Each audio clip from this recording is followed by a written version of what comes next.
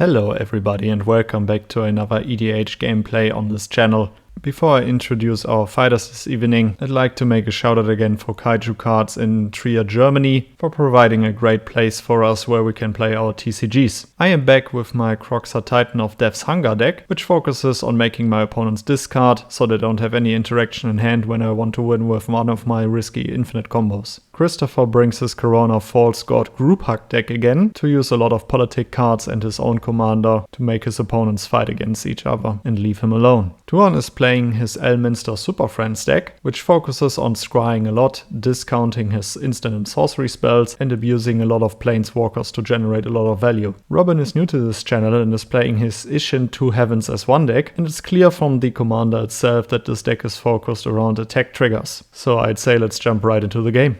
I start off by drawing for turn and playing a snow-covered mountain for turn and pass.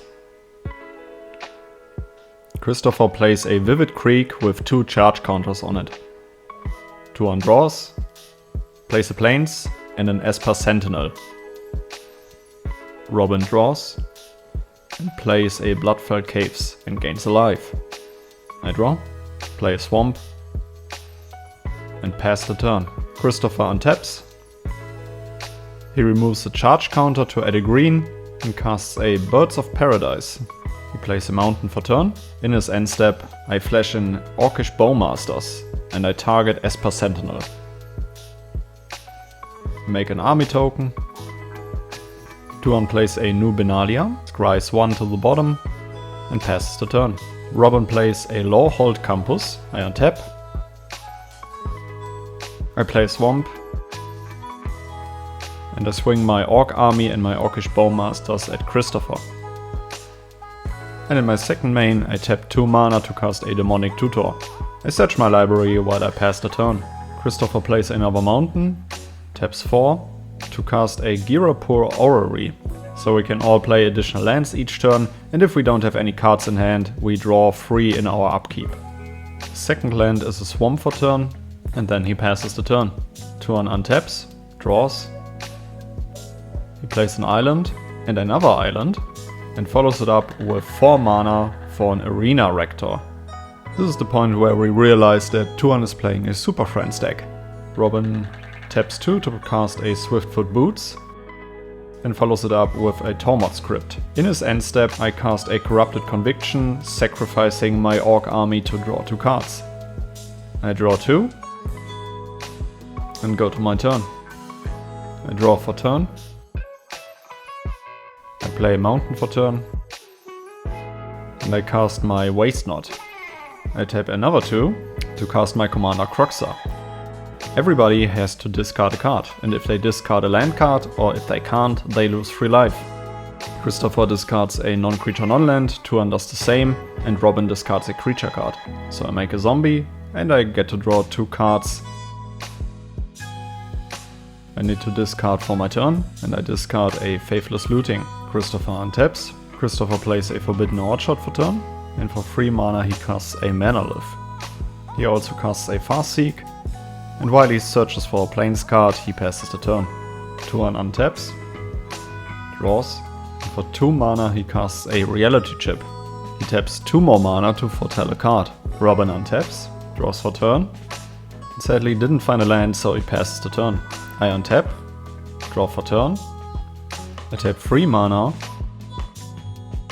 to cast a Words of Waste. Afterwards I play a Rakdos Canarium as my land for turn, I bounce a snow-covered Swamp, and then I will go to combat. And I swing my zombie and my Orc army at Robin. He takes 3, and afterwards I pass the turn. Christopher untaps, draws for turn. Christopher taps all of his mana to cast his commander Karona False God. He moves to combat and swings Karona at me. On attack he chooses avatars, so I take 8 commander damage. And this is also the point where I realize that I am dead. If Tuan and Robin decide to also swing at me. Christopher passes his turn and Karona goes under control of Tuan. Tuan untaps, draws for turn. Tuan taps 2 to cast an Augury Owl, so he scries 3. He bottoms all 3 cards looks at the top card due to Reality Chip. Turn goes to combat, and he decides to swing Karona at me. On attack he also chooses Avatar, so I take another 8 commander damage. Turn passes the turn, and Robin takes control of Karona. He draws for turn. Robin decides to equip Karona with his Swiftfoot boots. Robin misses another land drop, and he decides to go to combat and swing Karona at me, choosing Avatar. And this is how I get knocked out of the game. Robin passes the turn, Christopher untaps and gets his commander back. He draws for turn. He plays an Opulent Palace as his land for turn. Turn reminds everybody how funny this play was. Christopher taps 3 to cast his Jace Balaran. He -1 to draw a card. He also gets more and more afraid of his own commander, so he taps 3. He gives the Spirit token to Robin to cast a Ghostly Prison. Turn untaps for turn, draws and gains control of Karona. Turn taps 3 to cast his own Jace Mirror Mage. He doesn't pay the kicker cost. He pluses Jace to scry 2. Turn goes to combat and swings Karona at Robin. He chooses Avatar, so Karona gets +3/+3, and Robin jumps with his Spirit token. Turn ends his combat and Robin gains control of it. He draws for turn, still didn't find a land, so he goes to combat and chooses Karona to attack Tuan's Jace. Tuan blocks with his Arena Rector, so Arena Rector dies and Tuan exiles him to search for a Planeswalker card that will get to the battlefield. Tuan finds his Teferi Master of Time. Robin passes his turn, and in his end step, Tuan uses his Teferi's Plus ability to draw a card and to discard a card. Karona goes to control of Christopher, who untaps. Christopher -1 his Jace to draw a card. Christopher goes to combat and swings Karona at Robin. Robin takes 8 commander damage. In his second main, he uses 3 mana to cast Godamon's Reach, goes to find a few basic lands and passes the turn. In his end step, Tuan uses his Teferi Master of Time to draw a card and discard a card. Tuan moves to his turn, untaps, draws, and gains control of Karona. Tuan plays his land drop for turn, plays another one due to the Orrery. Tuan taps 5 to cast his commander Elminster. So whenever he scries, he discounts his next instant or sorcery spell. He uses Elminster's Plus ability to draw a card and scry 2. He scries both to the top, just in a different order. He pays 1 and 2 life to cast Tezzeret's Gambit, so he draws 2 cards and proliferates all of his Planeswalkers.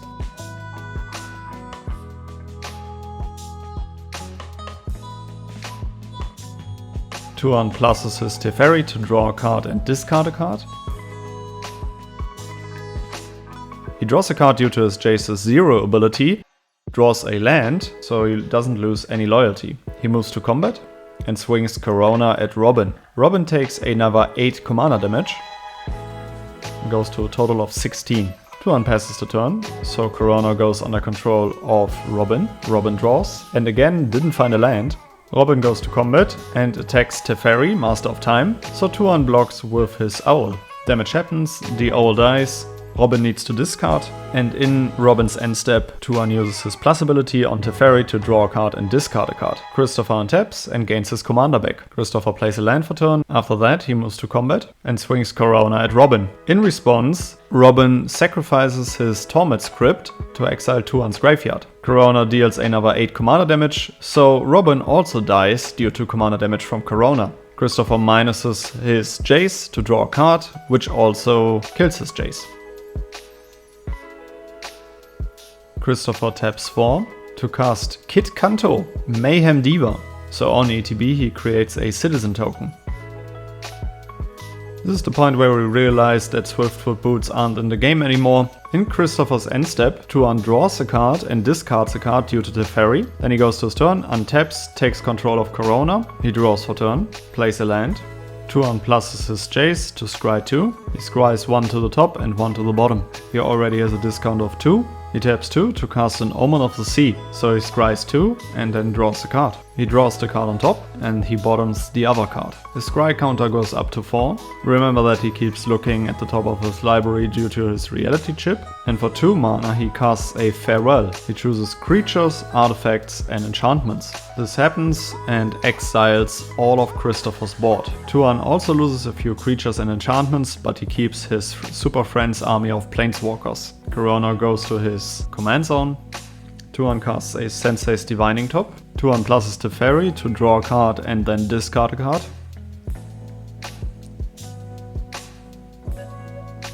Tuan pays 1 mana to activate Sensei's Divining Top.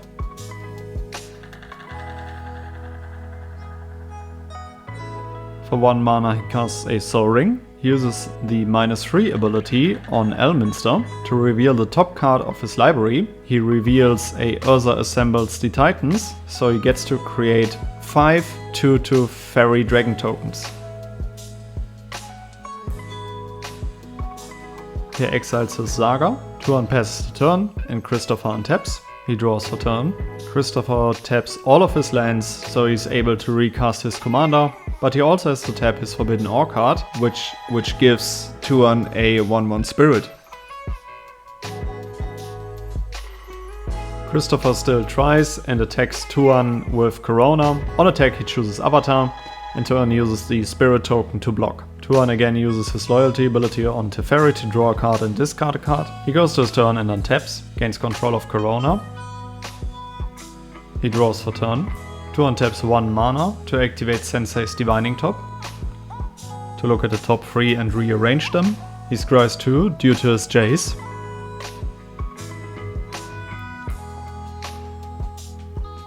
He uses Teferi's ultimate ability to get 2 extra turns. He pluses his Elminster to draw a card and scry 2. He bottoms both. Plays a land for turn and goes to combat. Karona swings for 8 commander damage at Christopher. Tuan goes to his first extra turn, untaps, draws. He goes to combat, swings with Karona for 16 total commander damage. After that, Tuan goes to his next turn and we all realize where this is going. He goes to combat and swings for the final 24 commander damage with Karona. So Karona kicked out 3 players with 72 total commander damage done and finishes the game. Sadly not under Christopher's control, but under Tuan's control. What a game. Alright everybody, this was a really dope episode and it was so much fun to watch how Karona beat all of us up. And even in the end when Tuan used Christopher's own commander to win against him with commander damage was just super dope. In my personal opinion, the combo of the game was from Tuan to find Teferi Master of Time with his Arena Rector trigger. Teferi Master of Time is simply so much value in Commander when you can cheat him out in a way and then constantly use his plus ability to loot through your deck. Because in the end also Teferi's ultimate gave Tuan the win. Overall, I hope that you enjoyed this episode and see you guys at the next one. Goodbye.